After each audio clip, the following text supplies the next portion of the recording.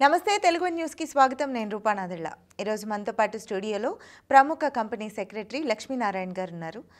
చాలా సమావేశాలు పార్లమెంట్లో జరుగుతూ ఉంటాయి, కానీ ఒక బడ్జెట్ వైపే అంటే రాష్ట్ర బడ్జెట్ వైపు కూడా అంతగా ఆసక్తి చూపించని ప్రజలు దేశ బడ్జెట్ వైపు చూస్తూ ఉంటారు. అసలు బడ్జెట్ అంటే ఏంటి, ఈ ఆసక్తి ఎందుకు, ఇలా చాలా విషయాలు సార్తో మాట్లాడి తెలుసుకుందాం. సార్ నమస్తే. నమస్తే అండి. సార్ బడ్జెట్ అంటే ఏంటి సార్? అసలు జనానికి ఎందుకంత ఇంట్రెస్ట్ దేశ బడ్జెట్ మీద? యాక్చువల్గా ఈ బడ్జెట్ ప్రవేశపెట్టే రోజు చాలామంది ఎక్కువ మంది దేశంలో మొత్తం టీవీలకు అతుక్కుపోతారు. అవును. ఎస్పెషల్లీ బిజినెస్ సెగ్మెంట్ కానివ్వండి, లేదంటే నార్మల్ మిడిల్ క్లాస్ పీపుల్ కానివ్వండి, అట్లా ప్రతి ఒక్కరికి ఒక ఆసక్తికరమైన అంశం. మీరు అన్నది కరెక్టే. పార్లమెంట్లో చాలా సమావేశాలు జరుగుతూ ఉంటాయి, కానీ బట్ అత్యంత ముఖ్యమైనటువంటి సమావేశాలు అయితేనే ప్రజలు కొంచెం అటెన్షన్ పే చేసే అవకాశం ఉంది. బట్ బడ్జెట్ వచ్చేటప్పటికి ఇది ప్రతి ఒక్కరిని ఆకర్షిస్తుందండి. ఎందుకు ఆ బడ్జెట్లో ఏముంది అంటే, యాక్చువల్గా సామాన్య పరిభాషలో చెప్పుకోవాలి అంటే, మనం ఒక నెల ఖర్చులు లేదా ఒక సంవత్సరం సరిపడా ఖర్చులు ఎలా ప్లాన్ చేసుకోవాలి, మన ఆదాయం ఎంత, మనం పెట్టేటువంటి ఖర్చులు ఎంత, మనకి ఎంత రాబడి ఉంటుంది, ఖర్చు ఎంత అవుతుంది, మనకి ఎంత మిగులుతుంది అనేది వేసుకుంటాం కదా.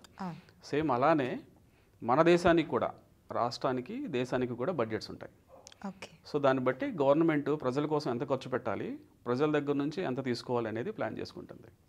ఒక రకంగా చెప్పాలంటే ఇది government's balance sheet, people's balance sheet, financial statement అని కూడా పిలుస్తారు. ఇది ప్రతి సంవత్సరం గవర్నమెంట్ ప్రిపేర్ చేస్తుంది. సో కాబట్టి దాంట్లో ఏంటి అంటే, గవర్నమెంట్ ప్రజలకు ఏదన్నా మంచి చేయబోతుందా, in the form of schemes కావచ్చు, లేదంటే ఏదన్నా పథకాలు ప్రవేశపెట్టడం కావచ్చు, లేదంటే వాళ్ళకి ఇన్సెంటివ్ ఇవ్వడం కావచ్చు, ఇలాంటివి ఉంటాయి అన్నమాట. సో అందుకని ప్రతి ఒక్కళ్ళు దాని మీద అటెన్షన్ పే చేస్తుంటారు. సో ఏముంటుంది ఈ బడ్జెట్లో అని జనరల్గా మనం అనుకోండి, బిజినెస్ కానీ ఎంప్లాయ్మెంట్లో కానీ ఉండేసి ఇన్కమ్ సంపాదించాం, మన ఫ్యామిలీ రన్ చేయడానికి ఖర్చు పెడతాం. బట్ గవర్నమెంట్కి ఎలా? గవర్నమెంట్ బిజినెస్ చేస్తుంది అకేషనల్గా, కొన్ని సందర్భాల్లో బిజినెస్లో ఇన్వాల్వ్ అవుతుంది, బట్ మిగతా సందర్భాల్లో ఆదాయ వనరులు ఎలాంటి గవర్నమెంట్కి, అలానే దేని మీద ఖర్చు పెడుతుంది, వీటికి సంబంధించినటువంటి ప్రతి ఇన్ఫర్మేషన్ గవర్నమెంట్ దగ్గర చేరాలి. కాబట్టి బడ్జెట్ ప్రిపేర్ చేస్తుంది. సో దాన్ని పార్లమెంట్లో ప్రవేశపెడతారు ఫైనాన్స్ బిల్ రూపంలో. సో అది ఫైనాన్స్ మినిస్టర్ గారు రీడ్ అవుట్ చేస్తారు. ఇది 1947 మన స్వాతంత్రం వచ్చిన దగ్గర నుంచి జరుగుతున్నటువంటి కార్యక్రమం. సో కాబట్టి ఎక్కువ మందిని అట్రాక్ట్ చేసేటువంటి అంశం దేశంలో ఏంటి అంటే బడ్జెట్. సో దాంట్లో ఎక్కువ మంది ఇంట్రెస్ట్ చూపేది ఏంటి అంటే ట్యాక్స్. సో ట్యాక్స్ ఏంటి, గవర్నమెంట్ నా దగ్గర నుంచి ఎక్కువ తీసుకుంటుందా, లేదు అంటే నాకు ఏదైనా మినహాయింపు వస్తుందా, నేను ఎంత సేవ్ చేసుకోగలుగుతున్నాను ఈ సంవత్సరంలో అని చెప్పేసి కంప్లీట్గా దానికి సంబంధించినటువంటి ఇన్ఫర్మేషన్ దాంట్లో ఉంటుంది. కాబట్టి ఎక్కువ మంది దాని వైపు అట్రాక్ట్ అవుతారు. ఇప్పుడు సాలరీ సంపాదించే వాళ్ళు కావచ్చు, లేదా బిజినెస్ చేసేవాళ్ళు కావచ్చు, వాళ్ళు ట్యాక్సెస్ అవి పే చేస్తూ ఉంటారు. సో డెఫినెట్గా వాళ్ళకి ఏమైనా ఎగ్జామ్షన్స్ వస్తున్నాయా, ఎంత వాళ్ళు మిగిల్చుకోగలుగుతున్నారు అనేది వాళ్ళు సంబంధించినటువంటి ఇన్ఫర్మేషన్ వస్తుంది. అలానే రూరల్ పీపుల్ ఉంటారు, అదర్ పీపుల్ ఉంటారు, లేబర్ ఉంటారు, వాళ్ళకి సంబంధించినటువంటి కార్యక్రమాలు గవర్నమెంట్ ఏమన్నా చేపడుతుందా అనేది కూడా బడ్జెట్లో మెన్షన్ చేస్తారు. కాబట్టి ప్రతి ఒక్కళ్ళు వాళ్ళ క్వాలిఫికేషన్స్ వీటికి సంబంధం లేకుండా నార్మల్ పర్సన్ దగ్గర నుంచి, అంటే అగ్రికల్చర్ పర్సన్ దగ్గర నుంచి ప్రతి పర్సన్ బడ్జెట్ వైపు అటెన్షన్ పే చేయడానికి రీజన్ అదండి.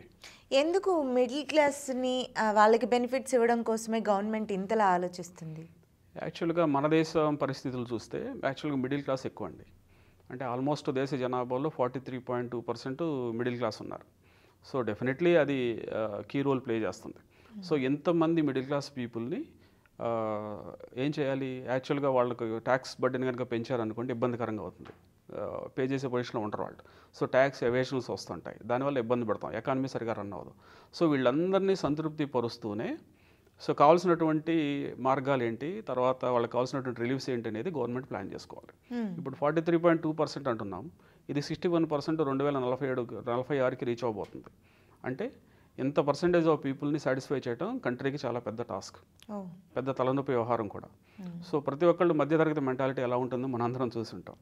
సో జాగ్రత్తగా వచ్చిన ప్రతి రూపాయి జాగ్రత్తగా ఖర్చు పెట్టుకుంటూ సేవింగ్స్ కోసం దాచుకొని వాళ్ళ జనరేషన్స్కి, వాళ్ళ పిల్లలకి వాడుకుంటూ ఉంటారనమాట. వాళ్ళకి కనుక ట్యాక్స్ ఇంపాక్ట్ కనుక పడింది అంటే సో ఇబ్బందికరంగా మారుతుంది. కాబట్టి గవర్నమెంట్ కూడా చాలా ఆలోచించి వాళ్ళకి కావాల్సినటువంటి రిలీఫ్స్ ఏమున్నాయో చాలా ప్లాన్ చేసి బడ్జెట్లో పొందుపరుస్తుంది. అందుకే ఈ బడ్జెట్ మధ్యతరగతి ప్రజల మన్ననలు చూరగొంది, చాలామంది సంతోషం వ్యక్తం చేస్తున్నారు. సో ఎందుకంటే చాలా రకమైనటువంటి బెనిఫిట్స్ దాంట్లో పొందుపరిచి ఉన్నారు కాబట్టి. కరెక్టే సార్, మిడిల్ క్లాస్ వాళ్ళకి చాలామందికి ఇది నచ్చింది. కానీ చాలా రాష్ట్రాలు దేశంలో ఈ బడ్జెట్ విషయంలో చాలా అసంతృప్తిగా ఉన్నారు. తెలుగు రాష్ట్రాలు తీసుకుంటే తెలంగాణ ఎక్కువ అసంతృప్తి పడ్డం మనం చూసాం నిన్న. రాజకీయ పరంగా చూస్తే ఈ బడ్జెట్ని కొంచెం మాకు కేటాయింపులు జరగలేదన్న ఆలోచనలో కొన్ని రాష్ట్రాలు ఉండొచ్చండి. మేబీ అది పాక్షికంగా వాస్తవం కావచ్చు. కాకపోతే ఇక్కడ కేంద్రం అనేది మనది ఫెడరల్ కంట్రీ, అంటే రాష్ట్రాలందరూ దానికి అన్నదమ్ముల్లాగా కలిసి ముందుకెళ్ళేది. కేంద్రం పెద్దన్నయ్య పాత్ర పోషిస్తుంది అనమాట. సో చిన్న తమ్ముడు ఎవరైతే ఇబ్బంది పడుతున్నాడో వాడిని పైకి లేపాల్సిన బాధ్యత కూడా కేంద్రం మీద ఉంటుంది. సో అన్ని రాష్ట్రాలు ఇబ్బంది పడుతున్నాయంటే లేదు.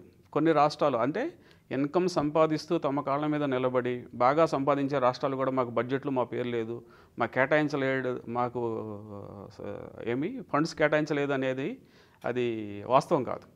సో వాళ్ళు ఆల్రెడీ సరైనటువంటి పాత్రలో ఉన్నారు కాబట్టి, సంపాదిస్తున్నారు కాబట్టి, ఎవరైతే సంపాదించలేని స్టేట్స్ ఉన్నాయో వాటికి సహాయం చేయడం కేంద్రం యొక్క ముఖ్య ఉద్దేశం. సో అక్కడ ఫండ్స్ కొంచెం ఎక్కువగా అలొకేషన్ జరిగినప్పుడు రాజకీయ విమర్శలు రావడం సహజమైంది, ఎందుకంటే అందరినీ సాటిస్ఫై చేయడం కూడా సాధ్యం కాదు, ఇంపాసిబుల్. అందుకే బీహార్కి కానివ్వండి వాటికి కొన్ని కేటాయింపులు జరిగినప్పుడు మిగతా రాష్ట్రాలు కొంచెం అసంతృప్తిని వ్యక్తం చేశాయి. బట్ కేంద్రం మాత్రం పెద్దన్నయ్య పాత్ర చాలా చక్కగా పోషిస్తుందండి. అది కేంద్రం యొక్క రెస్పాన్సిబిలిటీ కూడా. సో ఇక్కడ రాజకీయాలకి తవ్వలేదండి. సో ఆ పాయింట్ ఆఫ్ వ్యూలో చూసినప్పుడు అలొకేషన్స్ అనేవి ప్రాపర్గానే జరుగుతాయి. సార్, ఈ బడ్జెట్ని ప్రిపేర్ చేసిన తర్వాత ప్రవేశపెట్టబోయే ముందు హల్వా సెషన్ అని ఉంటుంది. ఇదేమైనా సెటైరికల్లా, దీనికి ఏమైనా సిగ్నిఫికెన్స్ ఉందా? అంటే దీన్ని చాలామంది రాజకీయం చేశారు, దాని గురించి చెప్పండి సార్. ఇది యాక్చువల్గా సెటైరికల్ కాదండి, ఇది ఒక ట్రెడిషన్. సో చాలామందికి తెలియనటువంటి అంశం అన్నమాట అది. అంటే బడ్జెట్ 140 కోట్ల పైగా ఉన్నటువంటి జనాభాకి తగ్గ బడ్జెట్ తయారు చేయడం అనేది ఆషామాషి వ్యవహారం కాదు. ప్రతి అంశాన్ని పరిగణలో తీసుకుంటారు. దీని వెనక చాలా మేధోమదనం ఉంటుంది. ఆర్థికవేత్తలు ఉంటారు, ప్రొఫెషనల్స్ ఉంటారు, మంచి ఎక్స్పర్ట్స్ ఉంటారు. ప్రతి స్టాటిస్టిక్ ఫిగర్ని అనాలిసిస్ చేసి భవిష్యత్తుని దృష్టిలో పెట్టుకొని దాన్ని డీకోడ్ చేసుకొని అక్కడ పొందుపరుస్తారు అనమాట. అక్కడ మనకు ఊరికే కనిపించే ఫిగర్స్ ఆషామాషికి వచ్చే ఫిగర్స్ కాదండి. సో ఇంత మేధోమథనం జరిగిన తర్వాత పేపర్ మీదకి కొంత ఇన్ఫర్మేషన్ చేరుతుంది. మానసికంగా, శారీరకంగా ఎంత పొందుపరిచినప్పుడు, ఎంత గ్యాదర్ చేసినప్పుడు, వర్క్ చేస్తున్నప్పుడు అలసట పొందుతారు కదా, మరి దాని నుంచి రిలీఫ్ ఉండాలి కదా. సో దానికోసం అని చెప్పేసి ఒక ట్రెడిషన్ని ఇంట్రడ్యూస్ చేశారు. That is halwa session. ఎంత ఖర్చు, ఎంత శ్రమ నుంచి సేద తీరడానికి ఇందులో ఎవరైతే పాలు పంచుకున్నారో ఇంక్లూడింగ్ ఫైనాన్స్ మినిస్టర్తో సహా వాళ్ళు ఒక చోట గ్యాదర్ అయ్యి ఫైనాన్స్ మినిస్టరే స్వయంగా హల్వా ప్రిపేర్ చేసినట్టుగా దాన్ని తయారు చేసుకొని దాంట్లో పార్టిసిపేట్ చేసిన ప్రతి ఒక్కళ్ళు స్వీట్ తినిపించుకుంటారనమాట. అక్కడ నుంచి ఏం జరుగుతుందంటే ఇందులో పాల్గొన్నటువంటి ప్రతి ఒక్కళ్ళు ఒక 10 రోజుల పాటు, 9 నుంచి 10 రోజుల పాటు ఫ్యామిలీస్కి దూరంగా ఉంటారు. కమ్యూనికేషన్ ఉండదు, వాళ్ళ కంప్లీట్గా లాక్డౌన్లో ఉన్నట్టు. బడ్జెట్ ప్రవేశపెట్టిన రోజు మాత్రమే వాళ్ళు బయటకు వస్తారు. ఎందుకు? ఇంత సెన్సిటివ్ ఇన్ఫర్మేషన్ బయటకు వస్తే చాలా డివియేషన్స్ అవుతాయి. సో కాబట్టి వాళ్ళ కమ్యూనికేషన్ ఉండదు, ఎక్సెప్ట్ ఎమర్జెన్సీ అయితే తప్ప. అది కూడా ఒక ఛానల్ ఇస్తారు, ఆ ఛానల్ ద్వారా వాళ్ళు కమ్యూనికేట్ చేయాలి. ఫ్యామిలీ మెంబర్స్తో కూడా మాట్లాడడానికి ఛాన్స్ లేదు. ఈ స్వీట్ తిన్న దగ్గర నుంచి వాళ్ళు లాక్డౌన్కి వెళ్ళాలి, మళ్ళీ బడ్జెట్ ప్రవేశపెట్టిన తర్వాత బయటకు వస్తారు. సో ఇదంతా చాలా సీక్రెట్గా జరుగుతుంది. ఎప్పుడైతే ఈ ఫైనాన్షియల్ డాక్యుమెంట్స్ ఇవన్నీ పార్లమెంట్కి చేరతాయో, ఆ సెషన్ రీడౌట్ అవుతుందో అప్పుడు తర్వాత రిలీజ్ అవుతారండి. ఇది ఇంతకుముందు ఫిజికల్గా ప్రిపేర్ చేసి ప్రింటింగ్ చేసి ఇదంతా తయారు చేయడానికి చాలా ప్రాసనతో కూడుకున్న వ్యవహారం కాబట్టి అందరూ సైలెంట్గా ఉండేవాళ్ళు, ఎవరు ఏంటి అనేది తెలిసేది కాదు. బట్ ఇది డిజిటల్ అయింది. సో ఇది డిజిటల్ అయిన తర్వాత కూడా ఇది అవసరమా అంటే ఆ ట్రెడిషన్ని వాళ్ళు అట్లా కంటిన్యూ చేస్తూ ఉన్నారు. బట్ ఈ హల్వా సెరమనీ అనుకున్నటువంటి హిస్టరీ అదనమాట. సో ఈ ట్రెడిషన్ ఇట్లా కంటిన్యూ అవుతుంది. అదొకటి మాత్రమే కాకుండా దాంట్లో పార్టిసిపేట్ చేసినటువంటి ప్రతి వ్యక్తి, ప్రతి ఎక్స్పర్ట్ వాళ్ళ అనుభవాలు షేర్ చేసుకొని గెట్ టుగెదర్ లాగా హెల్ప్ అవుతుంది అనమాట. సో దీని వెనక ఉన్నటువంటి కాన్సెప్ట్ ఇది. సో ఇది తెలియక సెటైరికల్ థింగ్స్ ఇవ్వడం అనేది ఇంకా సో విమర్శకి కాదేది అనర్హం అన్నట్టు ఉంటుంది కదండి. సేమ్ అలా ఏ విషయాన్ని విమర్శించకుండా ఎవరు ఉండరు. But preparation of budget is very tedious task అండి. అంత ఆషామాషిగా వచ్చేటువంటి డాక్యుమెంట్ కాదు. ప్రతి అంశాన్ని పరిగణలోకి తీసుకొని ఇంతమంది జనాభాని సాటిస్ఫై చేయడం అనేది ఈ అంత ఆషామాషి వ్యవహారం కాదు. సార్, ఇక్కడ కొంతమంది ఏమో 12 లక్షల వరకు ఎగ్జామ్షన్ అంటున్నారు, కొంతమంది ఏమో 12 లక్షల వరకు ఇన్కమ్ ఉంటే ట్యాక్స్ కట్టక్కర్లేదు అంటున్నారు, కొంతమంది ఏమో స్లాబ్స్ వస్తున్నాయి వీటి నుంచి తప్పించుకోలేమంటున్నారు. అసలు ఈ కన్ఫ్యూజన్స్ నుంచి ఎలా బయటపడాలి? వీటి గురించి కాస్త క్లారిటీగా చెప్పండి. తప్పకుండా అండి. ఇప్పుడు 12 లక్షలు సంపాదించేటువంటి వ్యక్తి ట్యాక్స్ కట్టాల్సిన అవసరం లేదనేది వాస్తవం. బట్ అది ఎట్లా అనేది కొంచెం టెక్నికల్ మ్యాటర్ ఇన్క్లూడ్ అయి ఉంటుంది కాబట్టి సో దాన్ని ఆ వేలో ఆలోచించుకోవాల్సి వస్తుంది అనమాట. అంటే ఏంటి, స్లాబ్ సిస్టమ్ ఈజ్ దేర్. అంటే ఓల్డ్ రిజైమ్ అని, న్యూ రిజైమ్ అని 2 రకాల రిజైమ్స్ ఉన్నాయి. Government new finance bill new tax bill అనేది కొత్త ఇన్కమ్ ట్యాక్స్ యాక్ట్ని తీసుకురాబోతుంది. ఎప్పుడో 1961లో తీసుకొచ్చినటువంటి income tax act adding of sections, అంటే అమెండ్మెంట్ వచ్చిన ప్రతిసారి 4-5 సెక్షన్స్ సబ్ సెక్షన్స్ యాడ్ చేసుకుంటూ పోయేటప్పటికి ఇంత బల్కీగా అయింది. సో దీన్ని డీకోడ్ చేసుకోవటం కానీ అండర్స్టాండ్ చేసుకోవటం కానీ అందరికీ చాలా కష్టతరంగా మారింది, ఇంక్లూడింగ్ ప్రొఫెషనల్స్కి. సో దాన్ని సింప్లిఫై చేసి ఒక సమగ్రమైనటువంటి చట్టాన్ని తీసుకురావాలి ఇన్కమ్ ట్యాక్స్ అనే ప్లాన్లో భాగంగా పట్టుకొచ్చారనమాట. సో దీన్ని ఇంప్లిమెంట్ చేసే ప్రాసెస్లో భాగంగానే న్యూ రిజైమ్ అని పట్టుకొచ్చారు. సో దీని ప్రకారం ఏంటి అంటే, ఇన్డెప్త్గా వెళ్తే వాళ్ళకి అర్థమవుతుంది టెక్నికల్గా. బట్ వాళ్ళు ఎవరైతే ట్యాక్స్ పేయర్స్ ఉన్నారో వాళ్ళు ఏదైనా ప్రొఫెషనల్ అప్రోచ్ అయినప్పుడు they can elaborate in detail అండి, అంటే సింపుల్గా చెప్పగలుగుతారు వాళ్ళకి ఎలా అనేది. న్యూ రిజైమ్ ఎవరైతే ఆప్ట్ చేసుకుంటున్నారో వాళ్ళకి ఎగ్జంప్షన్స్ రావు. Exemption in the sense LIC కావచ్చు, some ITGs, some other things ఉంటాయి, తీసుకోలేరు. ఓల్డ్ రిజైమ్ ఉన్న వాళ్ళకి ఉంటుంది. బట్ బెనిఫిట్స్ ఓవరాల్గా కంపేర్ చేస్తున్నప్పుడు న్యూ రిజైమ్లో ఉన్న వాళ్ళకి ఎక్కువ ఉంటాయి. స్లాబ్ సిస్టమ్ అనేది ఉందండి. అంటే మీకు 12 లక్షలు నేను సంపాదిస్తున్నాను కదా, మళ్ళీ నాకు స్లాబ్ సిస్టమ్ ఎందుకు అప్లై అవుతుంది అనేది డౌట్ ఎక్కువ మందికి. స్లాబ్ సిస్టమ్ ఉంటుంది అంటే 0 to 4 lakhs వరకు మీకు 0 ట్యాక్స్, అంటే మీరు కట్టాల్సిన అవసరం లేదు. బట్ 5 lakhs నుంచి, ఆ 4 lakhs నుంచి తర్వాత 8 lakhs వరకు ఉంటాయి, దాని మీద మీరు 5% ట్యాక్స్ కట్టాలి. మళ్ళీ 8 నుంచి 12 lakhs వరకు 10% ట్యాక్స్ కట్టాలి. ఇక్కడ 5%, ఇక్కడ 10% ట్యాక్స్ అప్లై అవుతుంది కదా మీకు. సో ఈ ట్యాక్స్ మీరు క్యాలిక్యులేట్స్ పక్కన పెట్టుకుంటే మీకు స్టాండర్డ్ డిడక్షన్ అనేది ఒక 75,000 గవర్నమెంట్ ఇస్తుంది. అంటే 75,000 మీరు కట్టాల్సిన అవసరం లేదు, దీంట్లోంచి తీసుకోవచ్చు. ఇంకొకటి ఏంటి అంటే 87A అనే సెక్షన్ ఉంటుంది, దాని కింద గవర్నమెంట్ రిబేట్ ఇస్తుంది. ఆ రిబేట్ ఏంటి, 25,000 నుంచి 60,000 వరకు రిబేట్ పెంచారనమాట. సో ఇక్కడ 75, ఇక్కడ 60 మీకు మ్యాక్సిమం ఎగ్జంప్షన్ వస్తుంది. అంటే మీరు 12 lakhs దాకా శాలరీ కనుక సంపాదించినా లేకపోతే అదర్ ఇన్కమ్గా ఉంటే ఈ రెండుని క్యాలిక్యులేట్ చేసుకుంటే మీరు 0 రూపీలో ట్యాక్స్ కట్టాల్సిన అవసరం ఉండదు, ₹1 కూడా ట్యాక్స్ కట్టాల్సిన పని లేదు. సో అక్కడ ఈ ఇండైరెక్ట్ ఇంటర్ప్రిటేషన్ వస్తుంది అనమాట. దీన్ని అప్లై చేసుకుంటే మీకు ఆ డైరెక్ట్ బెనిఫిట్ ఎలా వస్తుంది అనేది ఇక్కడ తెలుస్తుంది. అయితే గవర్నమెంట్ అంత ఈజీగా వదులుతుందండి. మన కౌటిల్యుడు చెప్పినట్టు అర్థశాస్త్రంలో గవర్నమెంట్ ప్రజల దగ్గర నుంచి ట్యాక్స్ ఎలా సంపాదించాలన్న దానికి ఆయన ఒక చిన్న ఎగ్జాంపుల్ ఇచ్చాడు. తేనెటీగ పువ్వులో నుంచి మకరందాన్ని ఎలా జుర్రుకుంటుందో దాన్ని తెలియకుండా, నొప్పి తెలియకుండా గవర్నమెంట్స్ కూడా అలానే ట్యాక్స్ తీసుకోండి అని చెప్పాడు ఆయన. ఒక చిన్న సింపుల్ ఎగ్జాంపుల్ ఇచ్చాడు. నొప్పి తెలియకుండా పీల్చడం గవర్నమెంట్ బాధ్యత. ఎందుకు, గవర్నమెంట్కి ఇన్కమ్ అదే కదా.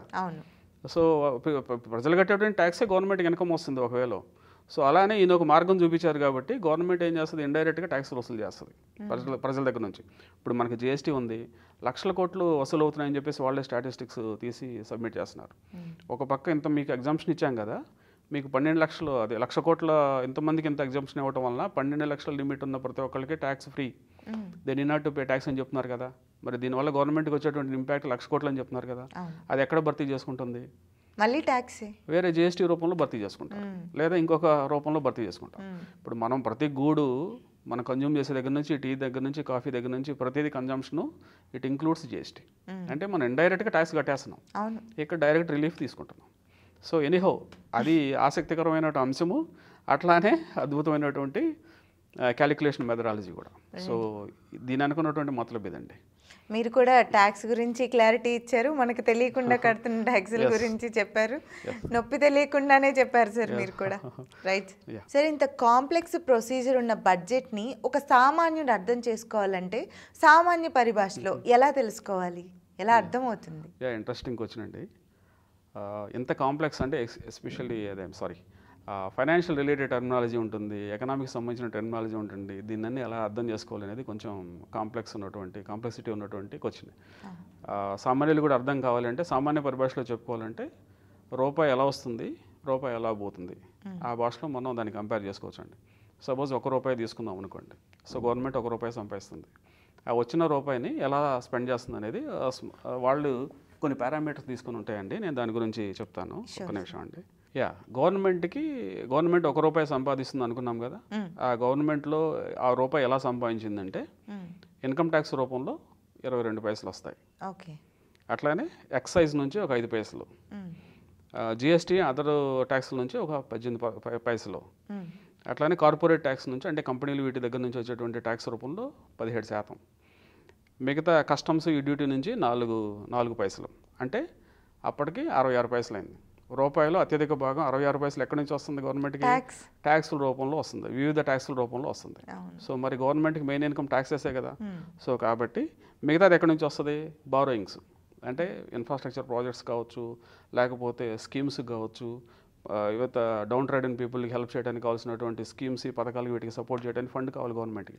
ట్యాక్స్ ఇన్కమ్ సరిపోనప్పుడు బారోయింగ్స్ రూపంలో గవర్నమెంట్ బయట నుంచి అప్పులు తీసుకొస్తుంది, అది స్పెండ్ చేస్తుంది అనమాట. అది ఒక 24 పైసలు ఉంటుంది. ఇంకా అదర్ ట్యాక్స్ రిసీప్ట్స్ దీంట్లో రానివి మిగతా అదర్ సెగ్మెంట్లో ఉన్నాయి, ఒక 9% ఉంటాయి. ఇట్లా గవర్నమెంట్కి వచ్చేటువంటి ₹1 గవర్నమెంట్ రూపాయి సంపాదించింది. మరి ఆ రూపాయిని ఎలా ఖర్చు పెడుతుంది? ఖర్చు పెట్టడానికి కూడా లెక్కలు ఉంటాయి. సో అట్లానే వివిధ రూపంలో ట్యాక్స్ రూపంలో సంపాదించినటువంటి ఇన్కమ్ని మళ్ళీ వివిధ రాష్ట్రాలకు పంచుతుంది.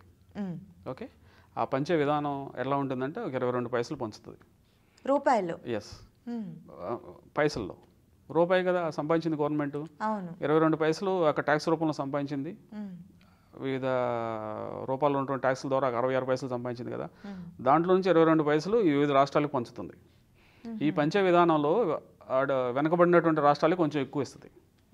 అరే బాబు, నువ్వు మిగతా స్టేట్లు బాగానే ఉన్నాయి, నువ్వు కొంచెం చితికిపోయి ఉన్నావు, ఇదిగో ఈ 10 పైసలు 15 పైసలు నీ దగ్గర పెట్టేసుకో. మిగతా స్టేట్కి ఇది 2 పైసలు, నీకు ఆల్రెడీ డబ్బులు ఉన్నాయి కాబట్టి నీకు కావాల్సిన 2 పైసలు దీంతో ఖర్చు పెట్టుకో అని అట్లా పంచుతుంది. ఈ పంచే విధానంలో నాకు సమన్వయం జరగలేదని రాష్ట్రాలు గగ్గోలు పెడుతున్నాయి, అది గొడవ. ఓకే, రెండోది 22 పైసలు అక్కడ స్పెండ్ అయింది. గవర్నమెంట్ స్కీమ్స్ స్పెండ్ చేయడానికి, పీపుల్కి ఇవ్వడానికి డబ్బులు తెచ్చింది కదా, వాటి మీద వడ్డీలు కట్టాలి కదా, అదొక 20 పైసలు వడ్డీల రూపంలో కట్టేస్తుంది. తర్వాత కేంద్ర బలగాలు ఉంటాయి, ఆర్మీ, నేవీ, వాటికి ఎంత 8% స్పెండ్ చేస్తుంది. అట్లానే పథకాలు ఉన్నాయి అనుకున్నాం కదా, అంటే బాగా అట్టడుగున్నటువంటి వర్గాలకు కానీ, లేదంటే వెనకబడిన వాళ్ళకి కానివ్వండి, లేదంటే ఎంటర్ప్రీనర్స్ని ప్రోత్సహించడానికి కానీ, ఇండస్ట్రీస్ సపోర్ట్ చేయడానికి కానీ కొన్ని పథకాలు తీసుకొస్తుంది. వాటికి ఒక 16 పైసలు ఖర్చు పెడుతుంది. ఓకే అండి, ఇట్లా ఫైనాన్స్ కమిషన్ ట్రాన్స్ఫర్స్ అని ఒక 8%. అట్లానే పెన్షన్స్ ఉంటాయి, వృద్ధులు, గవర్నమెంట్ ఎంప్లాయీస్ వీళ్ళందరూ రిటైర్డ్ అయిన తర్వాత కొంతమంది పెన్షన్ తీసుకుంటారు, వాళ్ళకు ఒక 4% అంటే 4 పైసలు ఇస్తుంది. అట్లానే మేజర్ సబ్సిడీ అయితే ఉన్నాయో వీటన్నిటికీ ఇంకో 6%. ఇట్లా వచ్చినాయని ఇట్లా స్పెండ్ చేస్తూ ఉంటుంది గవర్నమెంట్. ఈ ₹1 సింపుల్గా అర్థం చేసుకోవాలంటే ఇది జరిగే విధానం అదండి. సో ఇక్కడ దాన్ని బట్టి మనం అండర్స్టాండ్ చేసుకోవచ్చు గవర్నమెంట్ ఎలా ఇన్కమ్ సంపాదిస్తుంది, ఎలా ఖర్చు పెడుతున్నారు. చాలా క్లియర్గా ఎక్స్ప్లెయిన్ చేశారు సార్. థ్యాంక్ యూ అండి. సార్, ఈ బడ్జెట్లో రూరల్గా ఏమైనా బెనిఫిట్స్ ఉన్నాయా? అంటే రైతులకు సంబంధించి, వ్యవసాయానికి సంబంధించి వాళ్ళకి ఏమైనా ఉపయోగపడే అవకాశం ఉందా? ఉన్నాయండి. ప్రతి బడ్జెట్లోనే మనకి వ్యవసాయం అనేది ప్రాధాన్యత రంగం. సో దానికి అనుగుణంగానే కేటాయింపులు కూడా జరుగుతూ ఉంటాయి. కాకపోతే ఏంటి అంటే అది రైతుల వరకు అల్టిమేట్గా వెళ్తున్నాయా లేదనేది ఆలోచించుకోవాల్సినటువంటి అంశం, మనం ఆలోచించుకోవాల్సిన అంశం అనమాట. ఎక్కువ రూరల్ ఎకానమీ ఫ్లరిష్ అవడానికి, అంటే దాన్ని అభివృద్ధి చేయడానికి గవర్నమెంట్లు అన్నీ దోహదపడుతున్నాయి. వివిధ రాష్ట్రాలు కావచ్చు, సెంట్రల్ కావచ్చు, ఏదైనా కావచ్చు అండి. ముఖ్యంగా మన వ్యవసాయ ఆధారిత రాష్ట్రం, మేజర్ రోల్ వ్యవసాయం ప్లే చేస్తుంది. మారుతున్నటువంటి పరిస్థితుల దృష్ట్యా, వీటి దృష్ట్యా వ్యవసాయం చేసేవాళ్ళు తగ్గుతున్నారు. సో అది కొంచెం ప్రమాదకరమైనటువంటి అంశం కాబట్టి గవర్నమెంట్ ముందుగానే మేల్కొని వాటికి ప్రోత్సహించడానికి వీటికి కొంత ఫండ్స్ కేటాయించడం, వాళ్ళని సపోర్ట్ చేయడం ఇవన్నీ జరుగుతూ ఉంటాయి. కాకపోతే ఆశించిన స్థాయిలో అవి జరగట్లేదు. బట్ ఈ బడ్జెట్లో మాత్రం కొంతవరకు కేటాయింపులు అనేవి కొంచెం ఆశాజనకంగా జరిగాయని అనుకోవచ్చు.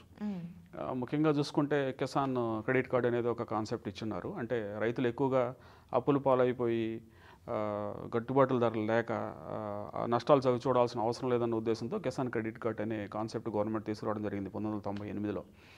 అది దాన్ని అప్పుడు లిమిట్ ఏంటంటే 3 లక్షల వరకే ఉండేది, దాన్ని 5 లక్షల వరకు పెంచారనమాట. మరి మనకి ఇప్పుడు సపోజ్ ఎంప్లాయీస్ కావచ్చు, ఎవరైనా కావచ్చు, అర్బన్ ఏరియాస్లో ఉన్నవాళ్ళు ఏంటంటే లోన్ తీసుకోవాలంటే వాళ్ళ క్రెడిట్ స్కోర్ అనేది ఇంపార్టెంట్. బట్ రూరల్లో ఉన్న వాళ్ళకి క్రెడిట్ స్కోర్స్ అలాంటివి ఉండవు. సో దానికని చెప్పేసి గ్రామీణ స్కోర్ అని చెప్పేసి ఒక కొత్త కాన్సెప్ట్ తీసుకొచ్చారు. అది ఏ రూపంలో ఇంప్లిమెంటేషన్ అవుతుందనేది సరైన మార్గదర్శకాల కోసం మనం వెయిట్ చేయాలి. అంటే ఏంటి, వాళ్ళకి కావాల్సినటువంటి పెట్టుబడి కోసం వేరే వాళ్ళని ఆశ్రయించి అప్పులు తీసుకొని పంట లాస్ అయితే ఆ అప్పులు తీర్చలేక మనోవేదతో వీళ్ళు చనిపోయే ఆత్మహత్యలు చేసుకునే పరిస్థితులు తలెత్తకుండా వాళ్ళకి ఎప్పుడైతే అవసరమో ఆ పెట్టుబడి కావాల్సినటువంటి ఈ ఇన్వెస్ట్మెంట్ని ఆ కార్డు ద్వారా వాళ్ళు, ఆ స్కీమ్ ద్వారా వాళ్ళు బెనిఫిట్ పొందడానికి తీసుకొచ్చినటువంటి కాన్సెప్ట్ అనమాట. ఆ 3 లక్షల నుంచి 5 లక్షలు లిమిట్ ఎందుకు చేశారు అంటే, మనం ఆల్రెడీ ఇంతకుముందు మాట్లాడుకున్నాం, ప్రతిదానికి ఒక స్టాటిస్టిక్స్ ఉంటాయి గవర్నమెంట్ దగ్గర. ఈ 3 లక్షలు వాడుతున్నారా ఎక్కువ మంది అంటే వాడుతున్నారని. ఇప్పుడు వాళ్ళ దగ్గర ఉన్నటువంటి స్టాటిస్టిక్స్ ప్రకారంగా 55 నుంచి ఒక 65% మంది వాళ్ళకి ఇచ్చినటువంటి లిమిట్ని కంప్లీట్గా వాడేసుకుంటున్నారు. అంటే ఏంటంటే అదర్ మార్గాల వైపు వెళ్ళట్లేదు. అంటే డెట్స్ అంటే ఇప్పుడు ఎన్బిఎఫ్సిస్ కానివ్వండి, అదర్ సెక్టర్స్ కానివ్వండి ఉన్నప్పుడు ఏంటంటే వడ్డీ భారం ఎక్కువ అవుతుంది. వచ్చే గిట్టుబాటు ధర తక్కువ ఉన్నప్పుడు ఆబ్వియస్లీ వాళ్ళు ఇంకా డెట్ ట్రాప్లో ఉంటారు. దాన్ని అవాయిడ్ చేయడం కోసం అని చెప్పేసి ఈ స్కీమ్ పట్టుకొచ్చారు. కాబట్టి ఒక రకంగా 5 లక్షలు పెంచడం అనేది వాళ్ళకి ఊపిరి తీసుకోవాల్సిన అంశం. సరే, కిసాన్ క్రెడిట్ కార్డుకి సంబంధించి ఒక 3 లక్షల వరకు ఇచ్చారు, అది 60% మంది ఉపయోగించుకుంటున్నారని చెప్పారు. ఇప్పుడు 5 లక్షలకు పెంచారు, అది కూడా బాగానే ఉంది. కానీ వీటికి ఏమైనా ఎలిజిబిలిటీ ఉందా? ప్రాసెస్ ఏమైనా ఉంటుందా? ఇది ఫైనాన్షియల్ సిస్టమ్ కదండి, ప్రతిదానికి ప్రొసీజర్ ఉంటుంది. ఆ ప్రొసీజర్ ప్రకారమే ఫాలో అవ్వాలి. సో ఇక్కడ మనం ఏంటంటే ఆ ప్రొసీజర్ కొంచెం రైతులకు రిలాక్స్ చేయమని అడుగుతున్నాం. చూస్తే బాగుంటుంది అనేది. అంటే సపోజ్ వాళ్ళ కిసాన్ క్రెడిట్ కార్డ్ తీసుకోవాలంటే ప్రూఫ్ అయితే ఎలాగ ఇవ్వాల్సిందే. అంటే ఆయనకి ల్యాండ్ ఉందా లేదా అనేది, ఉంటే ఒకవేళ సొంత ల్యాండా లేదంటే రైతు కూలియా, దాన్ని కౌలుకు తీసుకుని ఏమైనా చేస్తున్నారా, అలాంటివన్నీ పారామీటర్స్ ఉంటాయి. అది సెల్ఫ్ డిక్లరేషన్ మీద అయితే బాగుంటుంది. బట్ ఇప్పటిదాకా ఉన్నటువంటి దీని గైడ్లైన్స్ ప్రకారంగా ఏంటి అంటే వాళ్ళు దానికి సంబంధించిన డాక్యుమెంట్స్ సబ్మిట్ చేయాల్సి వస్తుంది. అదొక కొంచెం కష్టమైన అంశం. ఎందుకంటే వీళ్ళు మళ్ళీ రేపు క్రాప్ లోన్ ఇవి తీసుకోవాలనుకున్నప్పుడు ఈ డాక్యుమెంట్స్ వాడుకోలేరు. అదొక ఇష్యూ ఉంటుందండి. సో అలా కాకుండా చేసేటువంటి కమ్మతం ఎంత, దాన్ని బట్టి వేసేటువంటి పంట ఏంటి, దాన్ని బట్టి వాళ్ళకి ఆ లిమిట్స్ ప్రతి ఒక్క రైతుకి ఇస్తే వీళ్ళు అప్పులు ఊబిలో కూరుకుపోయేటువంటి అవకాశం ఉండదండి. దాన్ని ఆ రూల్స్ అండ్ రెగ్యులేషన్స్ ఏవైతే ఉన్నాయో ఎలిజిబిలిటీ క్రైటీరియాకి సంబంధించి దాన్ని కొంచెం రిలాక్స్ చేస్తే ప్రతి రైతు బెనిఫిట్ పొందుతాడు. కరెక్ట్. అట్లాంటివి ఇప్పుడు రైతుకు సంబంధించినటువంటి రూల్స్ అండ్ రెగ్యులేషన్స్ అనేవి సాధ్యమైనంత వరకు చాలా ఓపెన్గా ఉండాలి. రిస్ట్రిక్షన్స్ ఏమీ ఉండకుండా ఉంటే బాగుంటుంది అనేది. సో బట్ ఎలాగూ పెనాల్టీస్ ఇవన్నీ ఉంటాయి కాబట్టి ఏ రైతు కూడా ఇంటెన్షనల్గా దాన్ని అవాయిడ్ చేద్దాము, కట్టకుండా వదిలేద్దాం అనే ఆలోచనలో ఉండరండి. సర్కమ్స్టాన్సెస్, పరిస్థితుల దృష్ట్యా ప్రతిదీ మనకి ప్రకృతి మీద ఆధారపడి ఉంటుంది కాబట్టి లాస్లో అన్ఎక్స్పెక్టెడ్ లాసెస్ వస్తే వాళ్ళు ఏం చేయలేరు. అలాంటి సందర్భాల్లో వేవర్ ఇవ్వటం కానివ్వండి, ఇలాంటివన్నీ చూసుకోవచ్చు.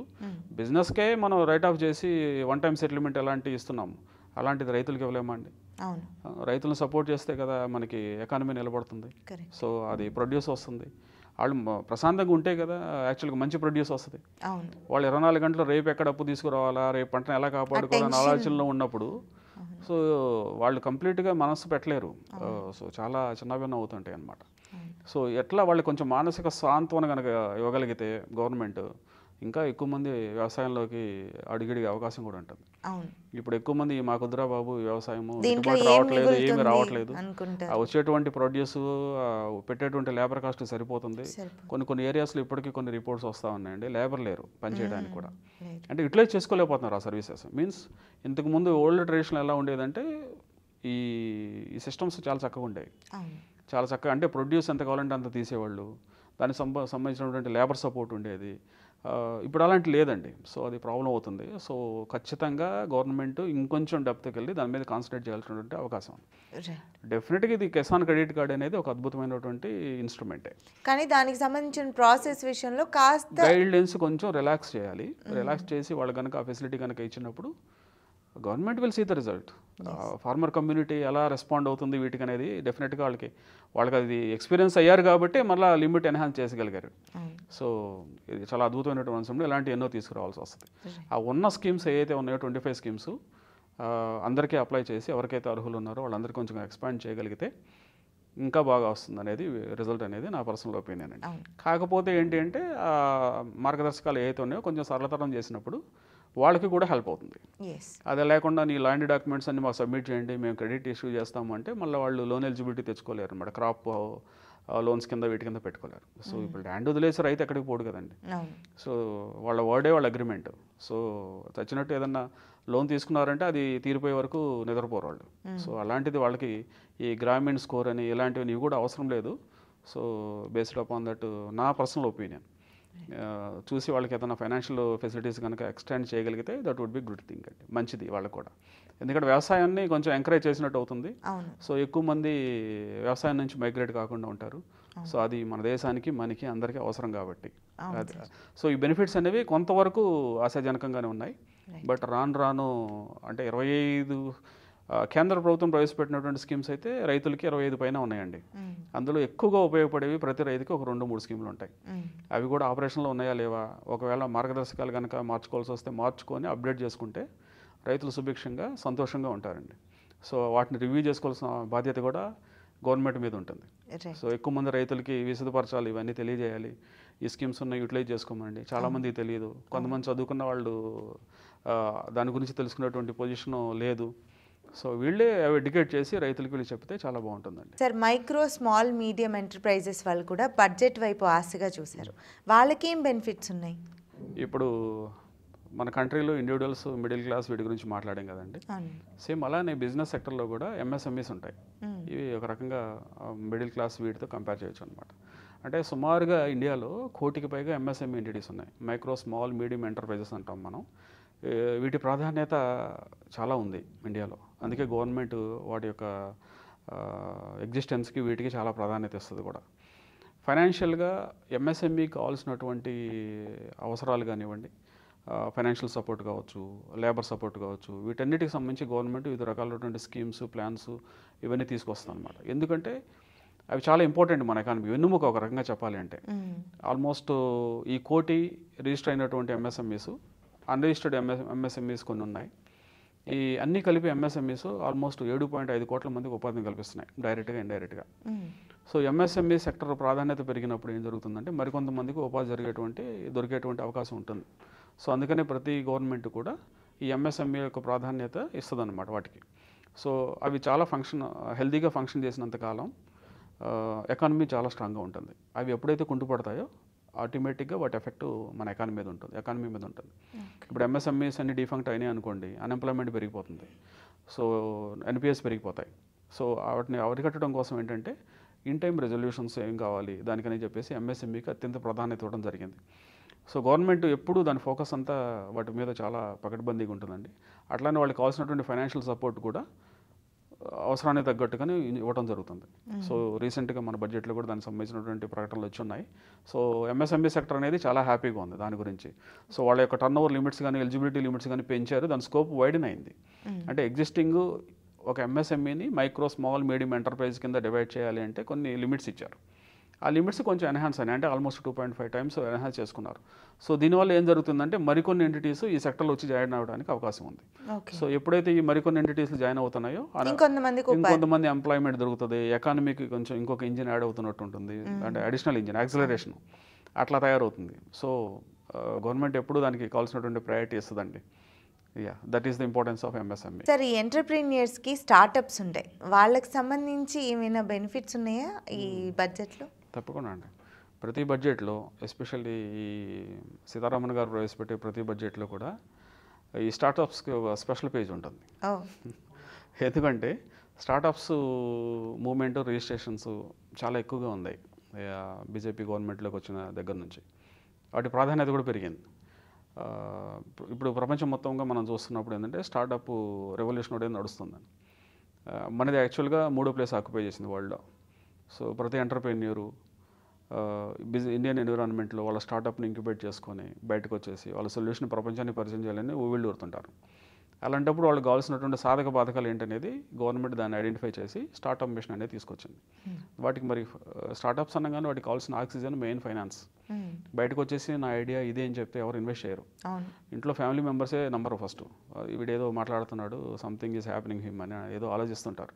బట్ వాళ్ళ ఐడియా రియాలిటీకి వచ్చేటప్పుడు రియాలిటీలోకి వచ్చినప్పుడు దాని యొక్క వాల్యూ ఎవరికైనా అర్థమవుతుందండి. బట్ ఈ ఎంటర్ప్రెన్యూర్స్ పడేటువంటి బాధ అప్పటి వరకు నో వన్ నోస్. ఆ పెయిన్ అతనికి మాత్రమే తెలుస్తుంది. ఆ పెయిన్ ఇప్పుడు గవర్నమెంట్ కూడా తెలిసింది కాబట్టి వాళ్ళకి ఏమేం కావాలనేది ఆలోచించి ముందుగానే ఒక ఫండ్ క్రియేట్ చేయడం మొదలుపెట్టింది. జనరల్గా వీళ్ళకి బాలారిస్టాలు అంటాం, ఎంటిటీ పెట్టినప్పుడు వాళ్ళకి కావాల్సినటువంటి మెటీరియల్కి సంబంధించి కానివ్వండి, లేకపోతే ఇంకొక దానికి సంబంధించి కానీ కొంత ఫండ్ కావాలి. ఈ ఫైనాన్స్ దీన్ని బిజినెస్ పరిభాషలో చెప్పాలంటే it is an oxygen to the company, వాళ్ళ ఎంటిటీకి. ఆక్సిజన్ లేకపోతే ఏమవుతుంది, ఆటోమేటిక్గా ఇట్ విల్ డై. ఆ ఆక్సిజన్ ఎప్పుడు అవసరమో అప్పుడే అందాలి. సో దానికోసం వీళ్ళు వెయిట్ చేస్తుంటే కుదరదు. సో బిజినెసెస్ అనేవి ఇదవుతాయి, పెరిష్ అయిపోతాయి.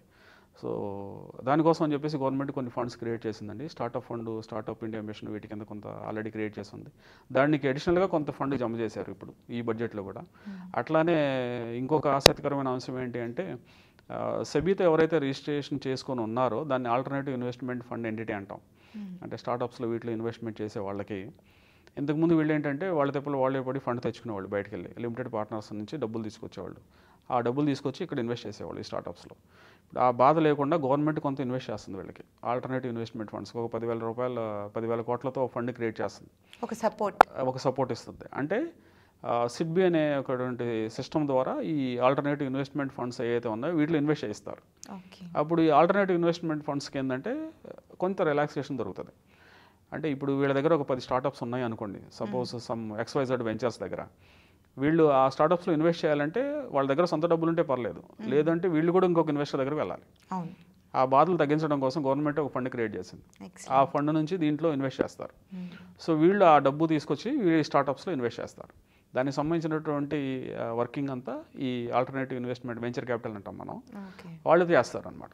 సో ఇది ఒక రకంగా అద్భుతమైన అంశం. బిజినెస్ పరిభాషలో చెప్పాలంటే ఒక వండర్ఫుల్ మూవ్ అండి వీళ్ళకి, స్టార్టప్స్కి. సో దాన్ని ఎవరైతే జాగ్రత్తగా యూటిలైజ్ చేయగలుగుతారో డెఫినెట్గా వాళ్ళకి డిఫికల్టీస్ ఏవైతే ఉన్నాయో అవన్నీ పోతాయి. కాకపోతే ఏంటంటే వాళ్ళు ఒక మంచి ప్రొఫెషనల్ ఎన్నుకొని వాళ్ళు అడ్వైజెస్ తీసుకొని ముందుకెళ్లాల్సిందే. సో ఈ రకంగా స్టార్టప్స్ ఎప్పుడూ వాళ్ళకి స్పెషల్ పేజ్ అనండి గవర్నమెంట్కి. స్టార్టప్స్ మీకు ఇంతకుముందు చెప్పినట్టుగానే మనం 3rd ప్లేస్ ఆక్యుపై చేస్తున్నాం కాబట్టి దీన్ని త్వరలోనే మనం ఒక మొదటి స్థానాన్ని రీచ్ అవ్వబోతాం. సో ఎక్కువ మంది త్రూఅవుట్ కంట్రీ చాలామంది కష్టపడుతున్నారు ఆ స్టార్టప్స్ బయటకు తీసుకురావాలని. అందులో భాగంగానే ఏఐ మిషన్ అని ఒకటి పెట్టారు. ఆ ఏఐ కూడా కొంత ఫండ్ అలొకేట్ చేసి ఉన్నారు. సో ఈ ప్రపంచం అంతా రూల్ చేయబోయేది కమింగ్ డేస్లో ఏఐ కాబట్టి ఇండియా కూడా ఒక సిగ్నిఫికెంట్ రోల్ ప్లే చేస్తున్న ఆలోచనలు గవర్నమెంట్ ముందే పసిగట్టేసింది. సో దానికి సన్నద్ధం అవడానికి ఇక్కడ నుంచే ఏఐలో ఇన్వెన్షన్స్ ఇవన్నీ ఎంకరేజ్ చేయడానికి, స్టార్టప్స్ను ప్రోత్సహించడానికి ఆ ఫండ్ కూడా హెల్ప్ అవుతుంది. సార్, ఈ మైక్రో, స్మాల్, మీడియం ఎంటర్ప్రైజెస్ వాళ్ళు కావచ్చు, ఎంటర్ప్రీనియర్స్, స్టార్టప్స్ వాళ్ళు కావచ్చు, రైతులు కావచ్చు, సామాన్య ఇండివిజువల్స్, మిడిల్ క్లాస్ పీపుల్ గురించి కానీ మనం అన్నీ మాట్లాడుకున్నాం. కానీ ఈ బడ్జెట్కి సంబంధించి ఈ ప్రజల్లో ఎంతవరకు సాటిస్ఫాక్షన్ ఉందనుకోవచ్చు? మంచి క్వశ్చన్ అండి. యాక్చువల్గా బడ్జెట్ ప్రవేశపెట్టిన ప్రతిసారి అసంతృప్తులు కొన్ని వస్తాయి. దాన్ని బట్టి మనకు తెలిసిపోతుంది. అంటే దానికి మీకు మెయిన్ ఇండెక్స్ ఏంటంటే స్టాక్ మార్కెట్స్. మన బడ్జెట్ సెషన్ నిన్న స్టార్ట్ అయిన తర్వాత సెన్సెక్సెస్ విపరీతమైనటువంటి ప్రెజర్ తీసుకున్నాయి. అంటే ఏమొస్తుందో, బడ్జెట్ ఎలా అయిపోతుందో అన్న ఉద్దేశంతో. కాకపోతే తర్వాత సక్సెస్ దీంట్లోకి వెళ్ళిపోయాయి అనమాట. దాన్ని బట్టి తెలిసిపోతుంది. That is the index of the economy, index of the mood of the people అంటాం మనం. అంటే ప్రజల మూడ్ ఎలా ఉందో ఆ స్టాక్ మార్కెట్ ఇండెక్సెస్ చూపిస్తుంటాయి. సో తర్వాత రికవర్ అయినాయి, అంత బాగానే ఉంది. దాన్ని బట్టి తెలుసుకోవచ్చండి బడ్జెట్ ఈజ్ ఓవరాల్గా గుడ్, పీపుల్ యాక్సెప్టెడ్ ఇట్ అనేది. సో ఎక్కడ అసంతృప్తి లేదు. ఆ అసంతృప్తి అనేది ఒక రాజకీయ నాయకులకు మాత్రమే ఉంది, ఏది కొన్ని రాష్ట్రాలకు సంబంధించి వారు మాత్రమే. మిగతా వాళ్ళంతా చాలా హ్యాపీగా ఉన్నారు. సో ఇండివిజువల్గా ఎవరికైనా అల్టిమేట్గా వాళ్ళకి కావాల్సింది ఏంటంటే, నేను సంపాదించేటువంటి ఇన్కమ్ నా గవర్నమెంట్ ఎలా ఖర్చు పెడుతుంది, నాకేం బెనిఫిట్ వస్తుంది, సో అది జెన్యున్గా వెళ్ళిపోతుందా లేదనేది ఆలోచిస్తారు. కాబట్టి ఇక్కడ ప్రతి ఒక్క పర్సన్ కూడా చాలా హ్యాపీ అండి బడ్జెట్ గురించి. సో అక్కడెక్కడ వివాదాస్పదానికి తావలేదు. ఇండస్ట్రియల్ బాడీస్ కావచ్చు, ప్రొఫెషనల్స్ కావచ్చు, బిజినెస్ పీపుల్ కావచ్చు, ఎంటర్ప్రెన్యూర్స్ కావచ్చు, వాళ్ళంతా అనాలిసిస్ చేసుకున్న తర్వాత ఈ బడ్జెట్ స్టాటిస్టిక్స్ అన్ని బయటకు వచ్చిన తర్వాత ఎవరి వన్ ఈజ్ హ్యాపీ. ఎక్కడ అసంతృప్తిగానే ఏదీ లేదండి. సో వాళ్ళకి కావాల్సినటువంటి స్కీమ్స్ కావచ్చు, అదర్ సపోర్టివ్ మెకానిజం కావచ్చు, ఇవన్నీ బాగున్నాయి. ఇంకొకటి ఏంటంటే నిన్న అనౌన్స్ చేసిన వాటిల్లో అతి ముఖ్యమైనటువంటి అంశం టాయ్ సెక్టర్ ఒకటి ఉంది.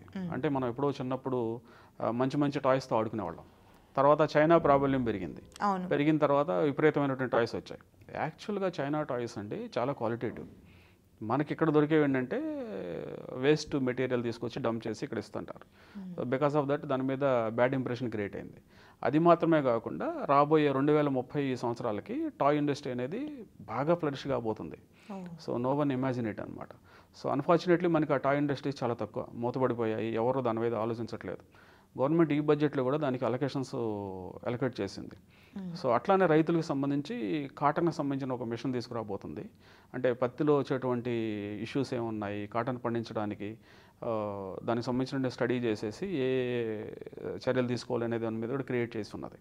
సో ఎంటర్ప్రెన్యూర్స్, కొత్త ఎంటర్ప్రెన్యూర్స్కి ఇవన్నీ ఒక ఆపర్చునిటీస్ అండి.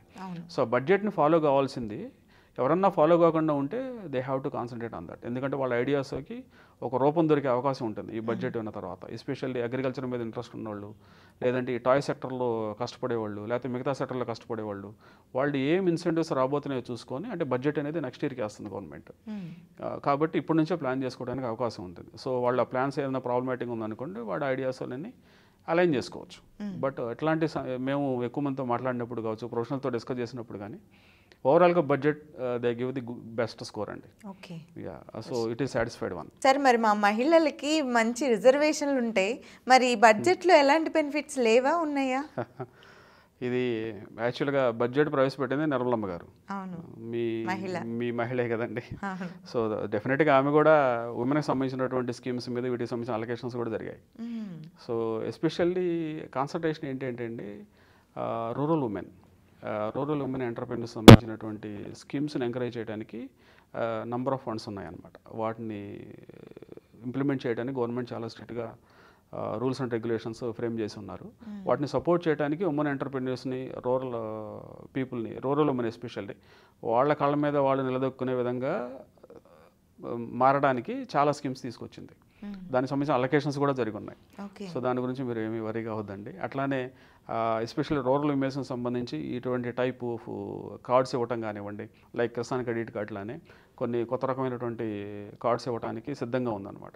సో అదొకటే కాదు, ఉమెన్ ఎంటర్ప్రెన్యూర్షిప్ని ఎంకరేజ్ చేయడానికి నంబర్ ఆఫ్ స్కీమ్స్ వస్తున్నాయి. So you must be ready for it. ఈ స్కీమ్స్ గురించి ఎలా తెలుసుకోవాలి? మళ్ళీ గృహిణులు కూడా ఉంటారు దీంట్లో, తెలియని వాళ్ళు ఉంటారు, ఎలా తెలుసుకోవాలి? యాక్చువల్గా ఎవరికైతే సౌలభ్యం ఉందో వాళ్ళు ఎవరైనా ప్రొఫెషనల్ అండి, వాళ్ళని కన్సల్ట్ అవుతున్నప్పుడు, సార్ ఇది నా ఇంట్రెస్ట్, ఇది నేను ఈ యొక్క బిజినెస్ పెట్టాలనుకుంటున్నాను, మీరు చెప్పగలుగుతారా, దానికి సంబంధించిన ఐడియాస్ నాకు ఇవి అని చెప్పినప్పుడు వాళ్ళు కొంత గైడెన్స్ ఇస్తారండి. అలా కాని పక్షంలో మీరు ఐడెంటిఫై చేశారు కదా, ఇప్పుడు ఉమెన్కి ఏదైనా కావాలి అంటే మీరే చొరవ తీసుకొని దానికి సంబంధించినటువంటి ఇన్ఫర్మేషన్ ఏం కావాలో వాళ్ళకు ప్రొవైడ్ చేయొచ్చు. So it is open now. So కాబట్టి వాళ్ళకి ఏదైనా ఇంట్రెస్ట్ ఉన్నప్పుడు డెఫినెట్గా వాళ్ళు ముందుకు వచ్చేసి వాళ్ళ వెంచర్స్, అలానే ఈ గవర్నమెంట్ అందించేటువంటి స్కీమ్స్ని ఎలా అందిపుచ్చుకోవాలనేది డెఫినెట్గా అందిపుచ్చుకుంటారు. అలానే వాళ్ళ కాళ్ళ మీద వాళ్ళు నిలబడడానికి కూడా ఆస్కారం ఉంటుంది. సో ఈ గవర్నమెంట్ ఇచ్చినటువంటి స్కీమ్స్ కానివ్వండి, బడ్జెట్ కానీ, it is an inspiring one అండి. అది ఉమెనా మెన్నా అనే డిస్క్రిమినేషన్ ఏమీ లేదు, అందరికీ సమన్వయం ఉంటుంది. కాకపోతే మహిళలు కొంచెం ఎక్కువ, మా ఉమెన్ ప్రైమ్ మినిస్టర్ గారికి, ఫైనాన్స్ మినిస్టర్ గారికి, సో ఆ ప్రాధాన్యత ఎప్పుడూ ఉంటుంది. సో ఓవరాల్గా ఇట్ ఈస్ గుడ్ వన్ అండి. Thank you sir. Thank you అండి.